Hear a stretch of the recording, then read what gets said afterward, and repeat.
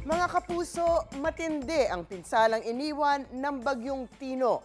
Una nang nagdeklara ng state of calamity ang Guian Eastern Samar, Cebu Province at Mangudadatu sa Maguindanao del Sur.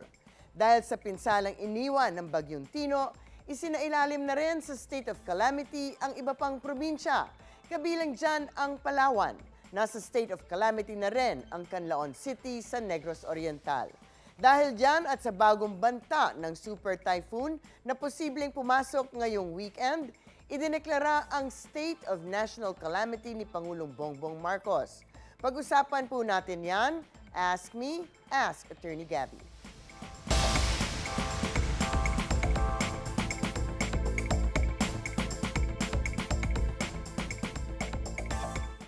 Attorney, pakipaliwanag po, ano po ba ang ibig sabihin pag sinabing state of national calamity?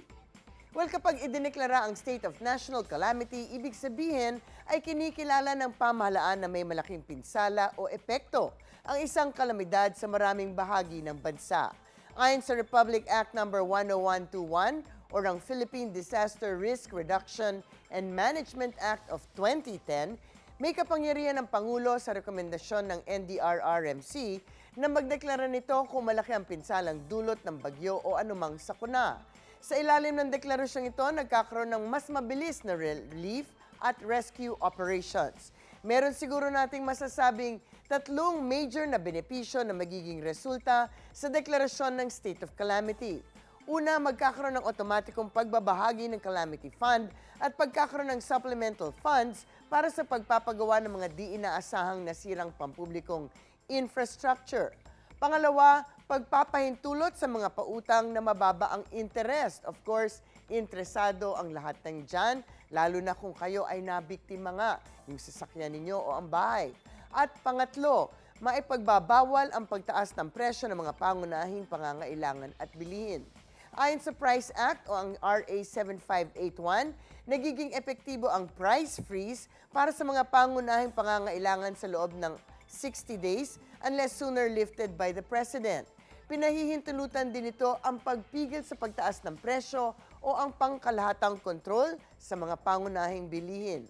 Ang bebenta ng lampas ng sinasuggest na retail price ay isang offense at maituturing na isang act of illegal price manipulation. At ang pagbenta sa labag sa batas during times of calamity ay maaaring magkaroon ng administrative fine of up to 1 million pesos at may criminal fine of up to 2 million pesos at merong kulong na hanggang 15 taon. Ang state of calamity ay isang legal mechanism para mapabilis ang aksyon ng gobyerno at matulungan agad ang mga Pilipinong nasa lanta. Mga kababayan, baka sana kayo ay mag-ingat sa darating na linggo. Let's all keep safe and let's all be ready. Ang mga usaping batas, bibigyan po nating linaw para sa kapayapaan ng pag-iisip. Huwag magdalawang isip. Ask me, ask Attorney Gabby. Ikaw, hindi ka pa nakasubscribe sa GMA Public Affairs YouTube channel? Bakit? Mag-subscribe ka na, dali na, para laging una ka sa mga latest kwento at balita. I-follow mo na rin ang official social media pages ng Unang Hirit. Salamat, Kapuso.